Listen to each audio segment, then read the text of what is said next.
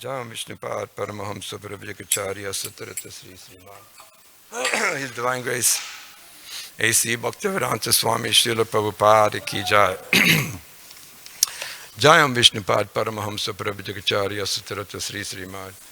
His Divine Grace Srila Bhaktisiddhanta Goswami Maharaj Ki Jai. Anantikori Vaishnavrinda Ki Jai. Namacharya Srila Haridas Thakur Ki Jai. Prem se Gaho Sri Krishna Chaitanya Prabhu Nityananda Sri Advaita Gadadhar Siva Sri Gaura Bhaktivinoda Ki Jai. Sri Sri Radha Krishna Gopinath Shami Kunara Kun Giri Govardhana Ki Jai. Sri Vrindavan Dhama Ki Jai. Sri Mayapur Navadip Dhama Ki Jai. Jagannath Puri Dhama Ki Jai. New Dwarka Dhama Ki Jai. Jamuna Mai Ki Jai. Ganga Mai Ki Jai. Srimati Tulsi Devi Ki Jai. Srimati Bhakti Devi Ki Jai. ISKCON BBT Founder Charger, His Divine Grace Srila Prabhupada Ki Jai. Grantaraj Srimad Bhagavatam Ki Jai. Gaura Premananda Haribo. All glories to assembled devotees. All glories to the assembled devotees. All glories to the assembled devotees. All glories to Sri Sri Guru Anguranga. Jai Srila Prabhupada.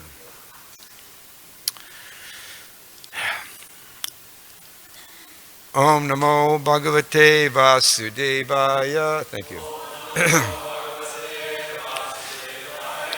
Om Namo Bhagavate Vasudevaya. Om Namo Bhagavate Vasudevaya.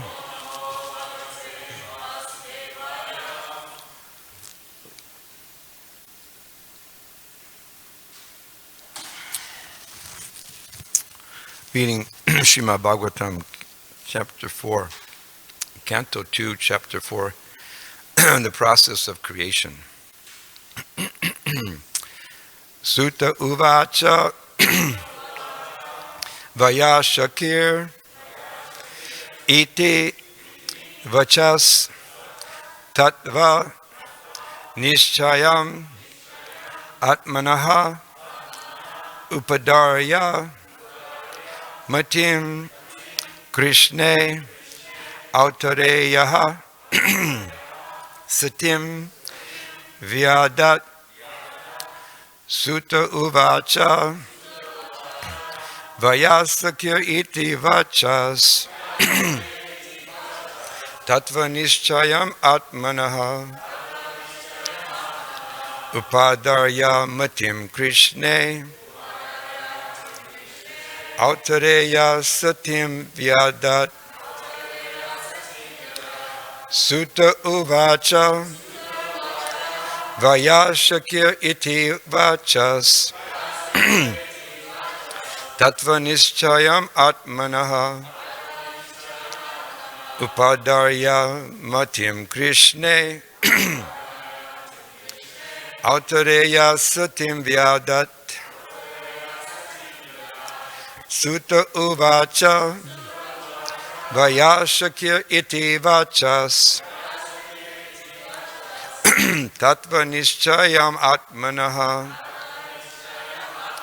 Upadarya Matim Krishne Autareya Satyam Vyadat.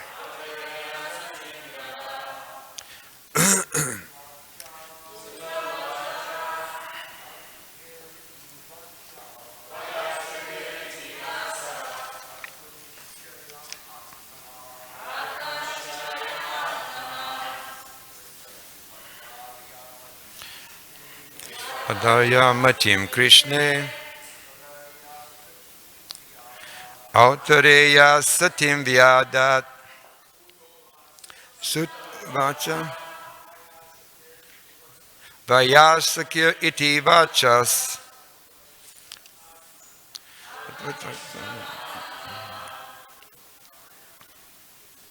Upadarya Matim Krishne Autareya Satim Vyadat Sutta Uvacha Vayasakya iti vachas Tattva Nishchayam Atmanaha Upadarya Matim Krishne Autareya Satim Vyadat. Mataji's. Sutta uvacha Sakya iti vachas Tattva nishchayam atmanaha Upadarya matim Krishne Autareya satim vyadat Sutta uvacha Vayashakya iti vachas Tattva nishchayam atmanaha Upadarya vantim Krishne Autareya satim vyadat. Word for word meaning. Sutta uvacha. Sutta Goswami said, Vayashakehe of Sukadeva Goswami. Iti, thus. Vachaha, speeches. Tattva nishchayam, that which verifies the truth. Atmanaha, in the self. Upadarya, just having realized. Matim, concentration of the mind. Krishna, unto Lord Krishna. Autareyaha, the son of Uttara. Satim, chaste. Vyadat, applied. Translation purport by His Divine Grace Srila Prabhupada.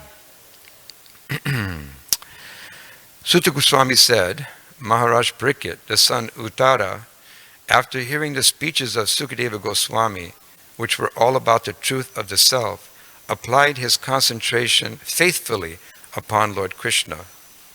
Please repeat. Sutta Goswami said, Maharaj Parikshit, the son of Uttara, after hearing the speeches of Sukadeva Goswami,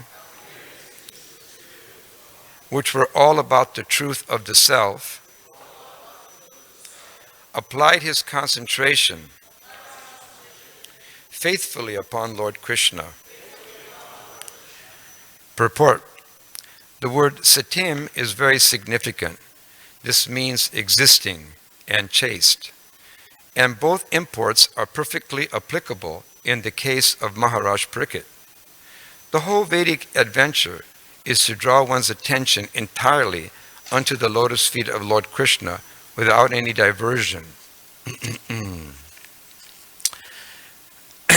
As instructed in the Bhagavad Gita 15:15.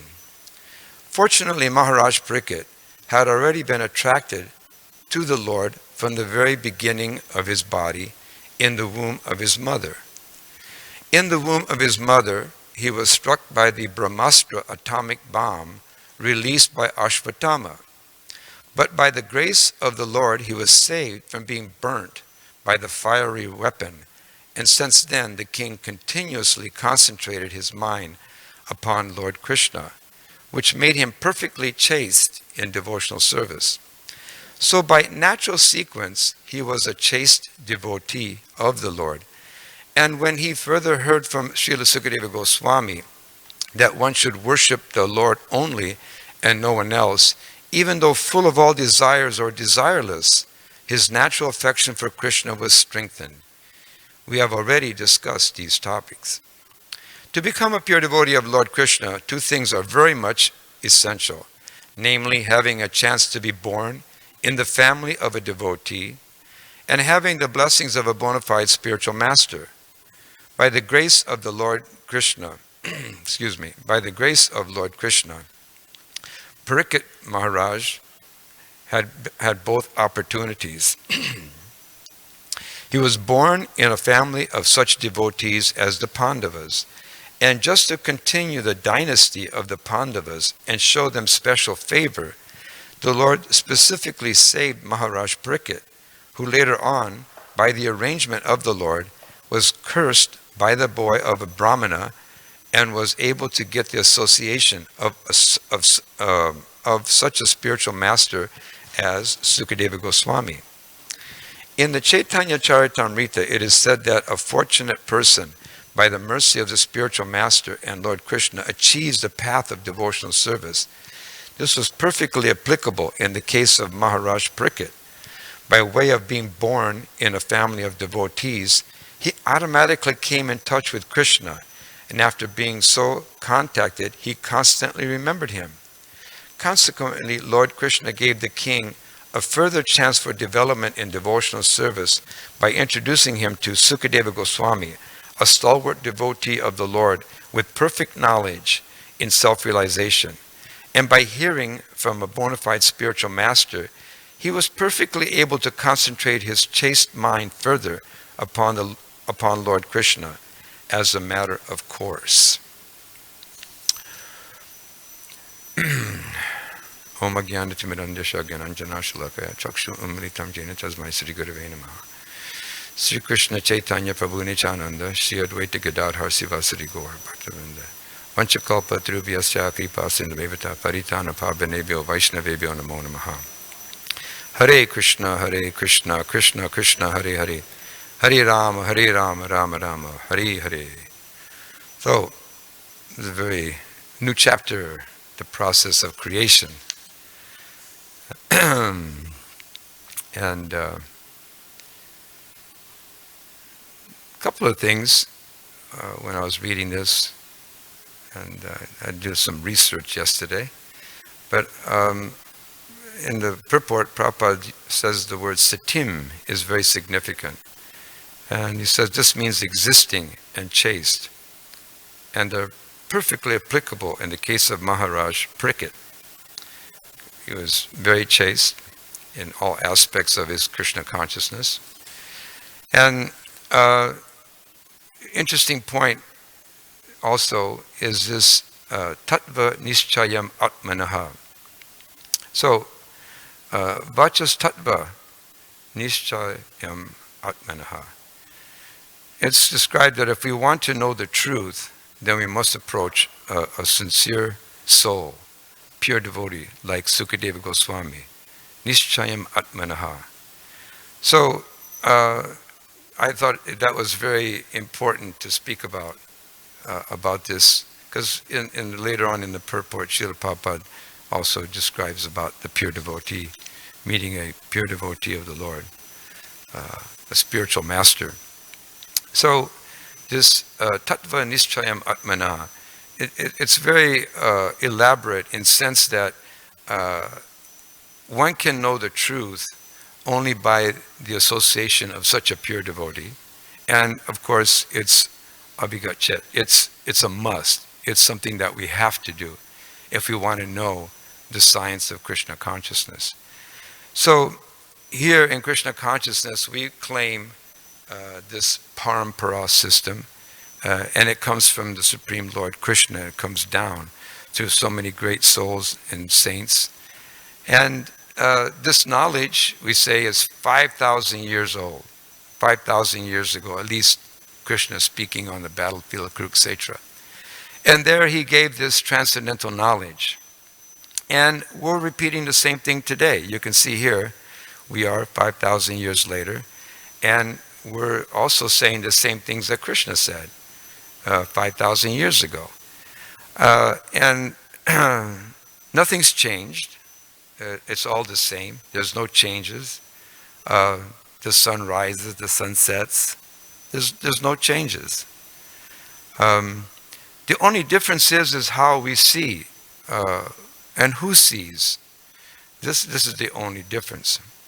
Not that the world's changed. It's always been going on.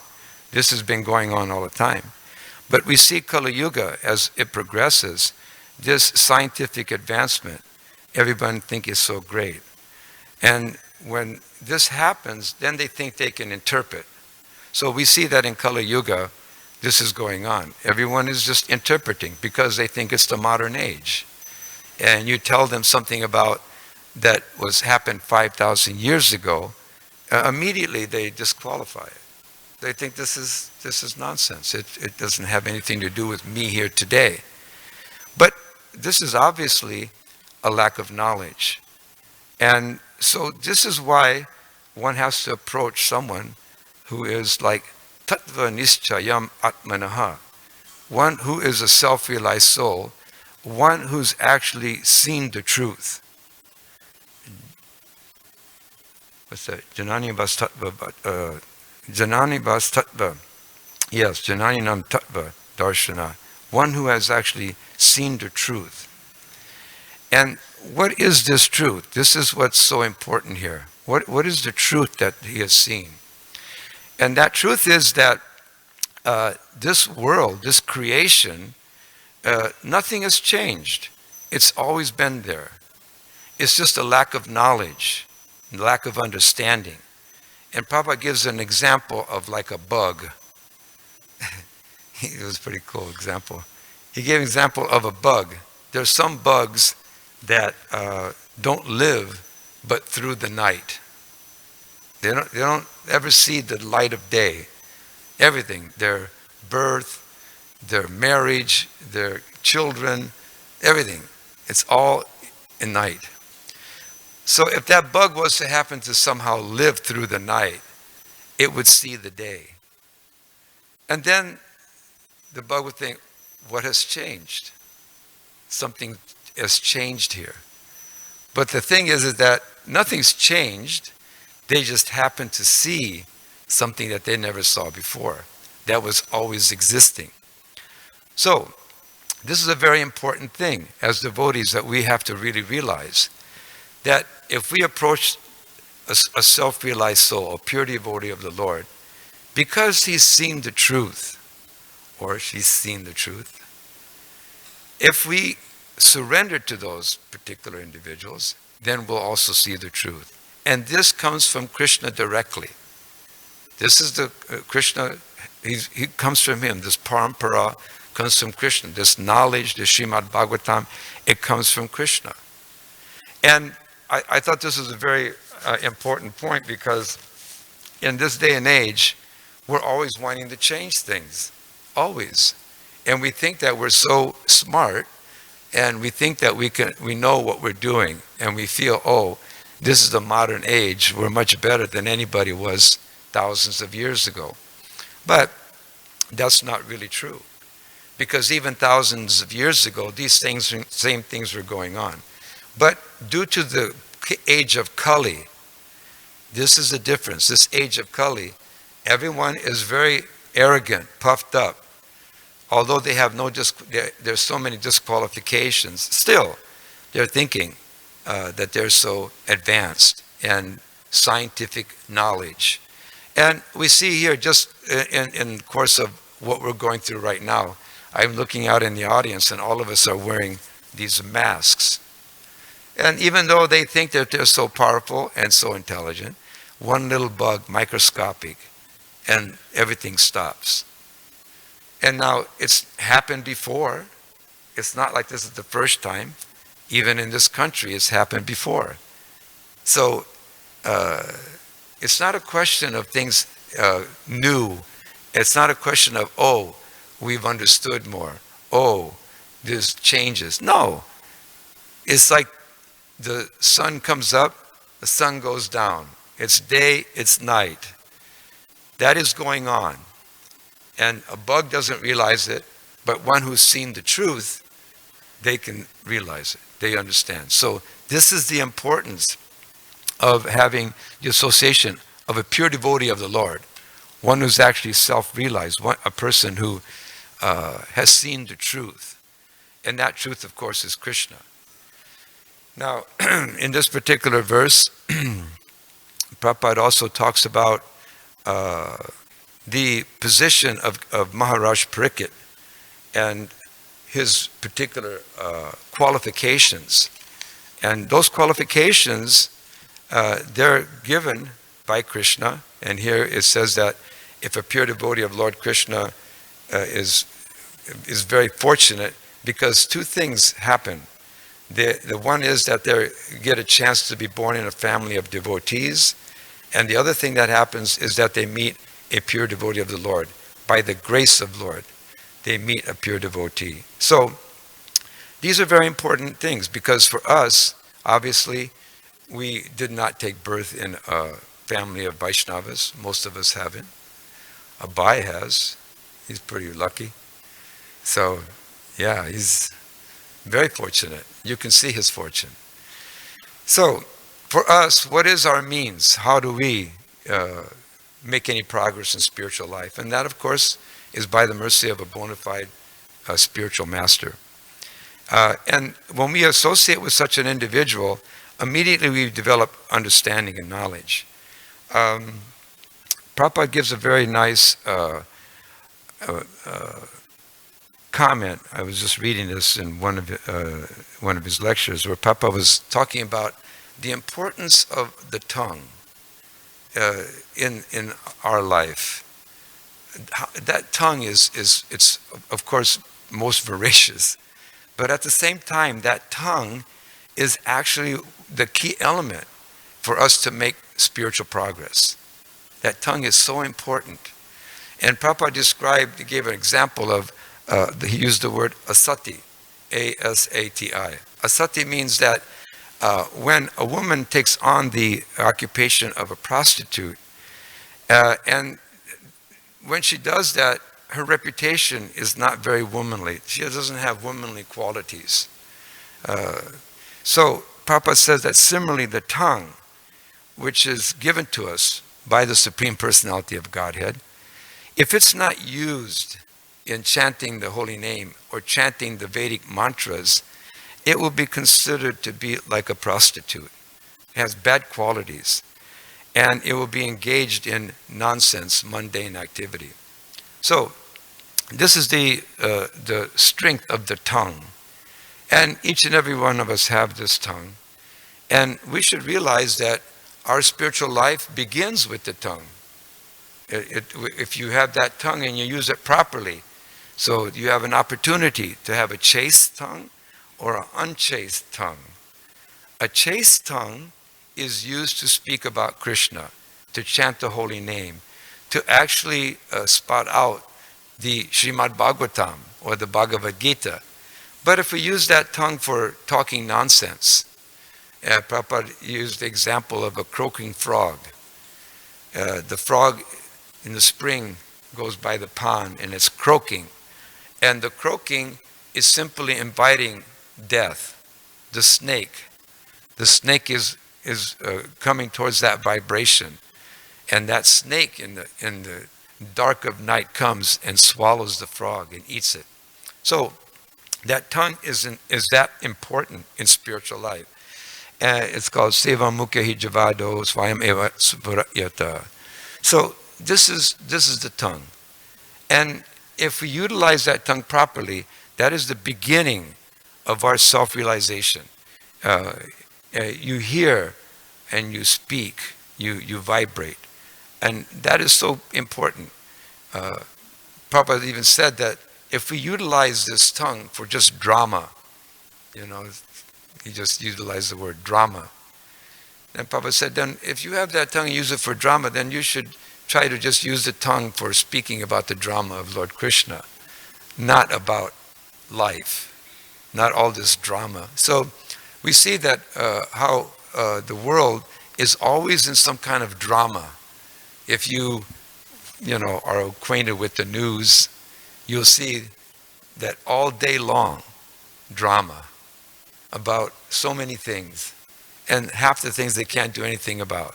But simply speaking, croaking like a frog, talking all day long. And this is just inviting the snake of death before they even know it. So we see that like a chaste woman is meant for her husband, this tongue, this chaste tongue, is actually meant for the pleasure of Krishna. To take Krishna Prasadam, to chant the holy name, to chant Vedic mantras. So this is very, very important. And here we see that these were the qualifications of King Parikshit. He was born in a family of devotees, so it means that he was constantly glorifying Krishna. And that glorification of Krishna helped him become a pure devotee of the Lord. And of course, association of the pure devotee, such as Sukadeva Goswami, who also was a pure devotee. And by his association, he was able to develop more and more Krishna consciousness to the point where at the end of his life, he went back home, back to Godhead. So we have to see that it's important to chant constantly Krishna's name. In the Bhagavad Gita, it's described, Maschita matkata prana bodhayantam parasparam katayantasam nicham tushanti charamanti cha. That the thoughts of my pure devotees dwell in me. The pure devotees are surrendered to Krishna. And they derive great satisfaction and bliss about enlightening each other and conversing about Krishna. That's what pure devotees are interested in. That's their ticket back home, back to Godhead. They realize, and this is a type of austerity. It really is. It's kind of like almost for us, because we're so conditioned, it's almost an imposition for us to be involved in that activity. And that goes to show our level of understanding or advancement in Krishna consciousness. Are we really getting that ruchi, that taste? And that taste, it comes from good association. So that's why the devotee is very interested in association. Tad vidhi. First we have to search out a person who we can have respect for, that we can actually serve. And this is the spiritual master. It begins there. I recall that when I was a new devotee, it was kind of funny. Because really when I joined, I heard about Prabhupada. I didn't know Prabhupada. I didn't see him. I don't remember even seeing a photo of him. But, I was in a temple and I was associating with devotees. So every day I would hear about Prabhupada, but I was so motored out in ignorance that I just didn't know who Prabhupada was. And I didn't even know how to picture Prabhupada because I never saw an Indian in my life, a person in an Indian body. Never saw one. So I didn't even know how to think about Srila Prabhupada. I didn't know what he looked like, but I just began to be attracted to him because I heard about him from the devotees. They would glorify him. He was the one that wrote these books. At that time, I think we had first, second canto, maybe Bhagavatam. And reading every morning and thinking, wow, who is this person? But not knowing him, not seeing him or anything. And even if somebody showed me a picture, I don't know if I even remember. And I remember when, being a devotee at a point, someone would tell me about the parampara. And I wouldn't even know what that was. They said, this is the parampara. I said, oh, really? And who's this, and who's this, and who's this? Had no understanding. But still, somehow or other, just by hearing about a pure devotee, by associating with devotees and that glorification, I became a devotee without any real knowledge, without really any real understanding. In fact, I recall being a new devotee that when I first came, there was no such thing as a bhakta program. Your bhakti program. There was no such thing as that. You just kind of came, you just kind of learned that you had to get up in the morning and you had to chant your japa. And then you had to go into the kitchen. That was my education. It was good. There was no difficulty. But point I'm making is that didn't know anything. And just by hearing about Prabhupada and associating with the devotees and hearing about Krishna, I became purified without any even desire. I just kind of was checking it out to see if I wanted to be a devotee. And then eventually, the devotees were talking about, let's go see Srila Prabhupada at a Rath Yatra in 1974, to go see Prabhupada at the San Francisco Rath Yatra. And I was really excited because I was going to see Srila Prabhupada for the first time, although I had no idea what he looked like. I had no conception even, seriously. I mean, that's how motored out I was. I had no idea. And so it was very exciting to get in the vehicle and drive all the way from Denver to San Francisco and go to this Rath Yatra. And then I was really very nervous because we heard that Prabhupada was going to give a Bhagavatam class. Now, in those days, being that I was only maybe 21 years old.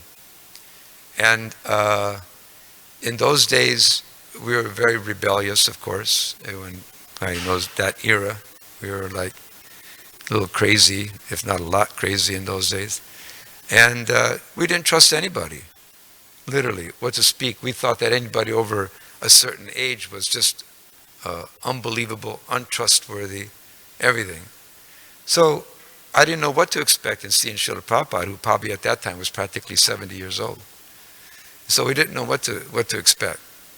And I'd have to say that when I did see him finally, when he came in for the Srimad Bhagavatam class, it was hard to even describe how surprised I was. I don't think I even realized what the age was of Srila Prabhupada. He looked so youthful and so blissful and so happy that I couldn't, it was mind-boggling. It was so bewildering. And immediately you could see that all the devotees became ecstatic. And when I say ecstatic, I mean devotees really loved Srila Prabhupada. They loved him. And it was just so amazing. The mood and the effect was so powerful that you just got swept up in that whole mood. It wasn't erratic or just crazy, but it was just from the heart. You felt it.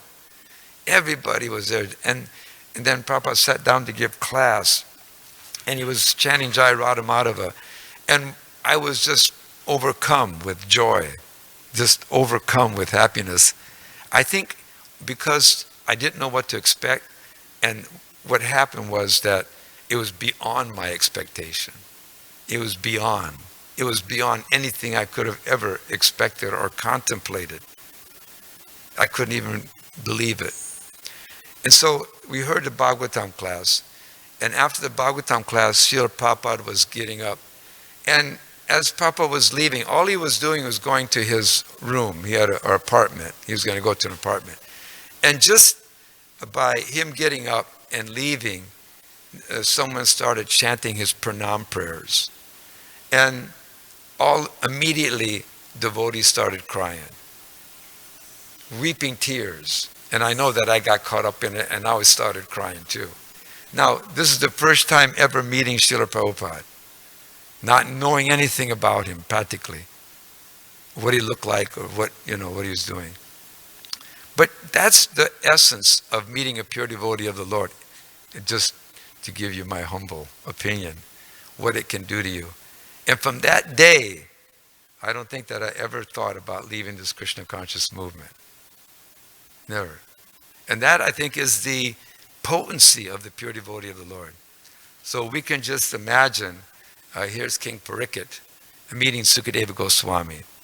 And in that particular meeting, that place of meeting, so many great sages, and everyone there is listening to this great soul, this great, great, great soul, pure devotee of the Lord.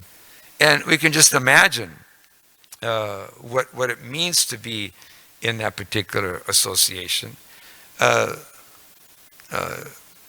It's something that we can speculate about, but unless you've experienced it, unless you've felt it in your heart, that is the essence of that association.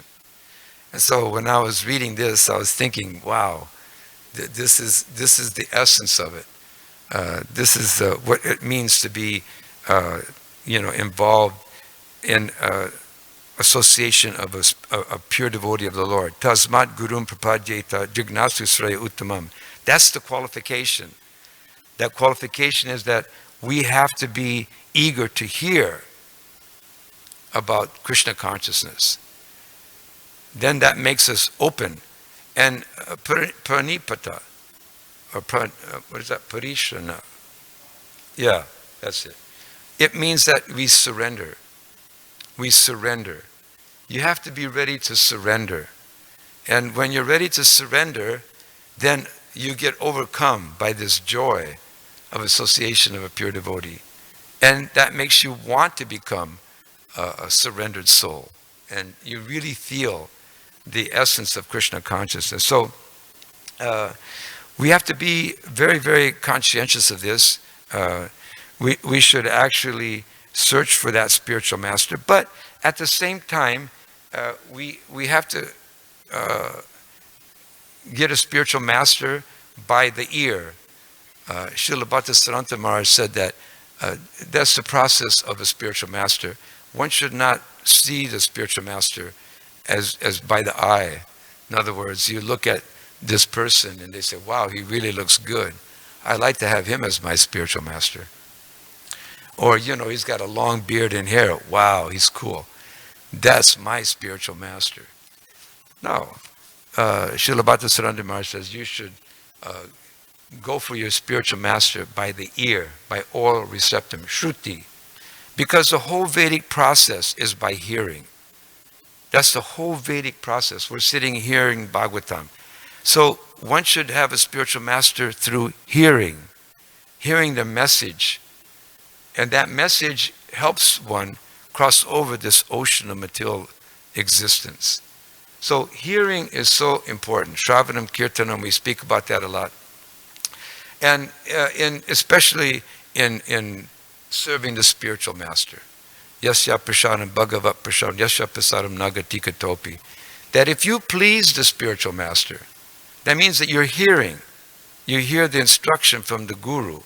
That's how you please the spiritual master. So this shruti, this oral reception, is essential in terms of our spiritual life, making advancement. So anyway, when I was reading this is what I was thinking about today. This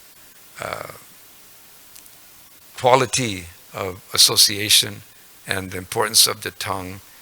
And I can say another kind of a crazy thing in my life in Krishna consciousness was that when I first joined, they told us, they gave me a bead bag and they said, chant Hare Krishna on these beads.